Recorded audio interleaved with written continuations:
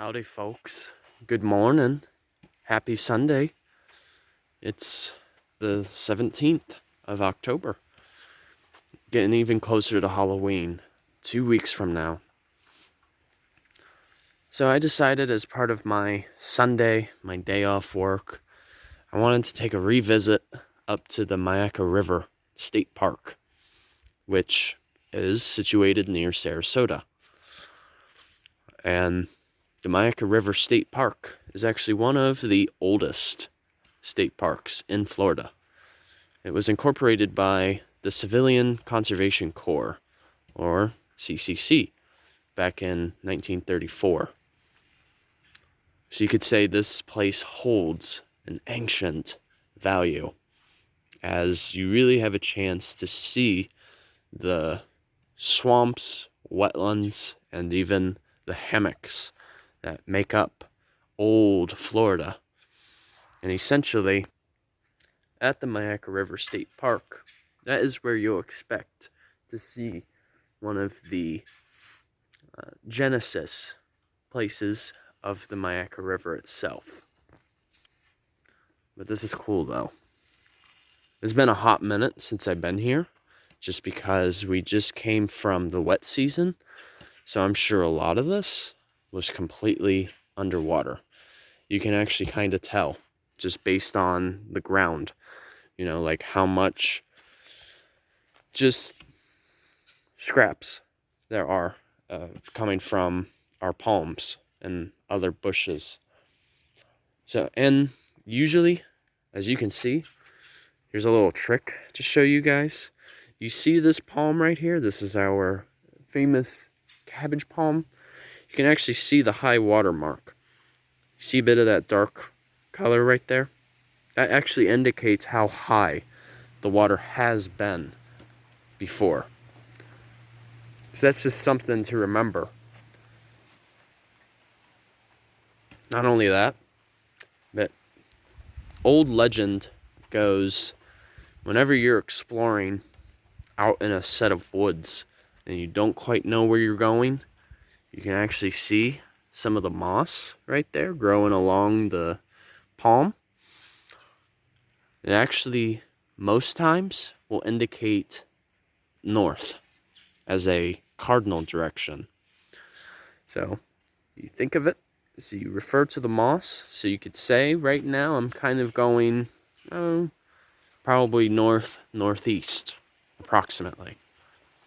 So it's actually a useful tool to use if you don't have a compass handy. But right now, it's a gorgeous morning. And not only that, but I pretty much wanted to come here right when they opened up, because it's Sunday, so it's very bound that it's going to be extremely busy. This is a useful interpretive sign to help you distinguish a young palm and even a palmetto.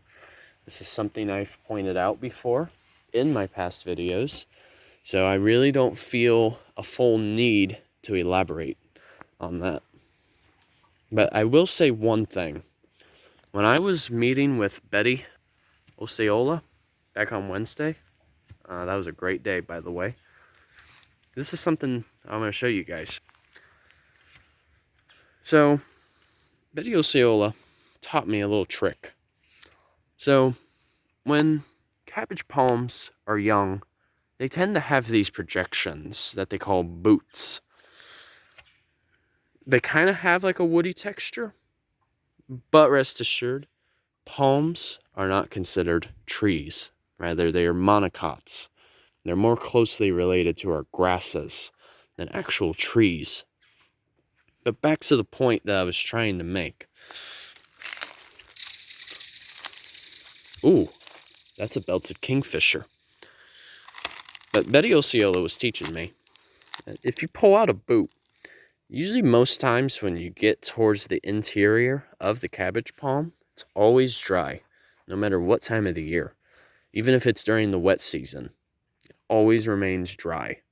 So if you're ever in a situation where it's very wet and you need to make a fire, There we go. There's a piece. You can actually use those boots that I just torn off. But not only that, but my mentor, Garrett, has actually referred to this material as monkey hair. So actually, this monkey hair that I'm showing you guys, this is excellent material to actually start a fire. It just catches so easily. So it's a great means of having a kindling. And as I said, it always remains dry. And also too, if you're ever setting up a fire, I mean, I'm not going to actually make a fire, but I'm just kind of demonstrating how to set it up. So when you make a fire, you never want to choke it. So, yeah, this is going to be kind of tricky. Oh, you know what? I'll actually show you guys when I make the end product. So give me just a second. Here we go, you guys. So now I've finished my setup. So I just simply used a couple of different limbs coming from a tree. And as you can tell, I kind of have it set up sort of like a teepee. So that allows, when you make an actual fire, it allows it to breathe much easier, as opposed to just piling the sticks on top. I mean, that's how I like to think of it. A fire needs oxygen just as we do. How would we like it if we just had something like a blanket just covering us and we don't really have a chance to breathe? Well, that's the same type of analogy that I want to use for this. So yes, this is what you want to have. And obviously, if I was to make an actual fire, I would be using a bit more kindling and even some more limbs. But that's the thing about a fire. You want it to start small, and then you just continue adding to it. But yeah, that's an ideal setup. So, as Betty was teaching me, monkey hair, or even just a cabbage palm in general, can save your life down here if you're ever in such a survival situation. Yeah, I just thought I would teach you guys that. You know, don't make it too harder than what it is. Start it simple. And once it's going, keep adding to it. Wow, water level really has dropped.